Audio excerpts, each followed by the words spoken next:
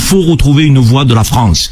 Une voie de la France digne, une voie de la France forte, une voie de la France juste. Dominique de Villepin peut être effectivement celui qui va rassembler les Français, de droite, de gauche, du centre, autour d'une idée, l'idéal républicain français. Aujourd'hui, tous les enfants de la République sont pas logés à la même enseigne. Certains subissent des discriminations sociales, ethniques, religieuses, donc à l'adresse.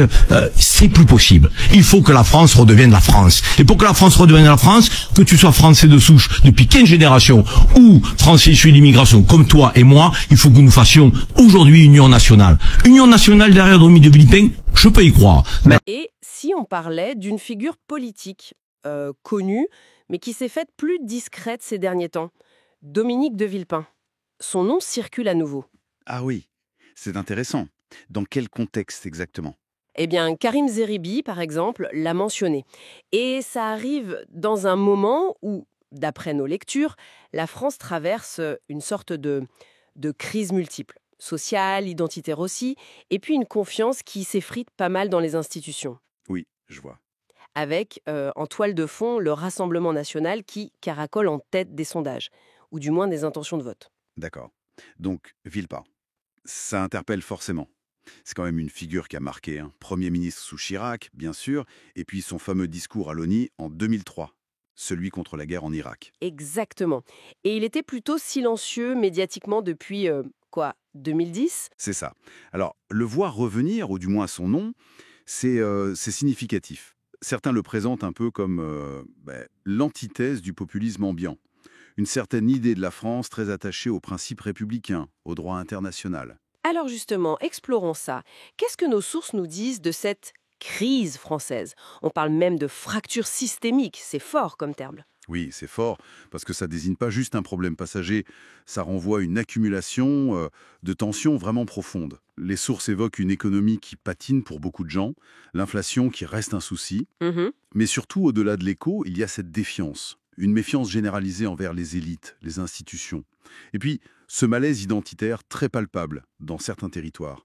Les banlieues, les zones périurbaines, ou chez les jeunes issus de l'immigration. Un sentiment de relégation, c'est ça ? Exactement. Et ce sentiment, il touche au cœur du contrat républicain, d'après les analyses qu'on a lues. L'égalité des chances, la promesse de l'ascenseur social via l'école, le travail, la laïcité même, comme ciment. Tout ça semble grippé pour une partie de la population. L'analyse de Zeribi, où vous la mentionniez, elle insiste là-dessus. Tout à fait. Il met vraiment l'accent sur ce vécu d'exclusion. Pas seulement une question d'origine, mais des obstacles concrets au quotidien. Le logement, l'emploi qui est plus difficile à trouver dans certains quartiers, la discrimination. Oui, le fameux plafond de verre. Voilà. Et ce sentiment de déclassement ou de ne pas être pleinement reconnu, c'est ce terreau-là, d'après ces textes, qui alimente la division. Et ce qui est frappant, c'est le lien fait avec l'international. Cette crise intérieure, elle résonne avec la perte d'influence française, notamment en Afrique, au Sahel. Oui, Mali, Burkina Faso, Niger. La connexion est faite explicitement. C'est un peu comme un miroir. Ce rejet de la France à l'extérieur, il fait écho au malaise de certains citoyens ici. Comment ça, Eh bien, pour des millions de Français dont les familles viennent d'Afrique du Nord, d'Afrique subsaharienne, voir la France contester là-bas, ça peut raviver des questions complexes. Sur leur propre place, ici. Ils sont français, bien sûr, mais les sources suggèrent qu'ils peuvent se sentir parfois assignés à une identité qui n'est pas tout à fait la leur, portant ce que l'un des textes appelle joliment les cicatrices de l'histoire. Oui, c'est profond comme analyse. Et c'est là que Villepin entre en jeu, si on peut dire. Comment est-il présenté ? Comme une solution potentielle. Disons qu'il est présenté comme capable d'incarner une autre parole.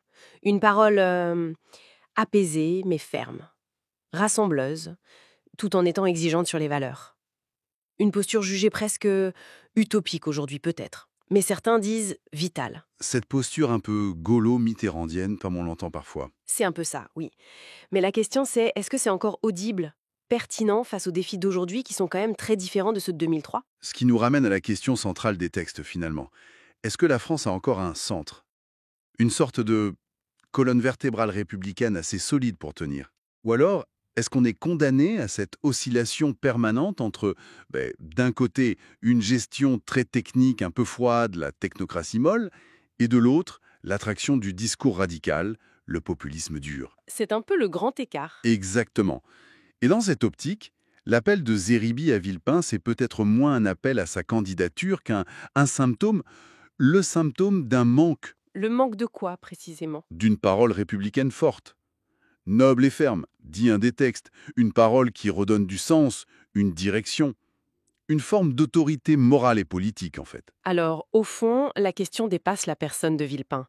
Est-ce qu'il est vu comme un homme providentiel parce qu'il résiste à la simplification ambiante, ou est-ce qu'il n'est finalement qu'un symbole du passé, prestigieux certes, mais peut-être déconnecté des urgences de 2024? La question reste ouverte, c'est clair. Et elle nous renvoie à nous-mêmes finalement. Qu'attend-on aujourd'hui d'une figure politique adéquate, de l'autorité, du leadership, qui pourrait incarner cette force tranquille et rassembleuse dont on sent bien, à la lecture de ces textes, le besoin criant. Une réflexion à poursuivre, effectivement. Merci pour cet éclairage.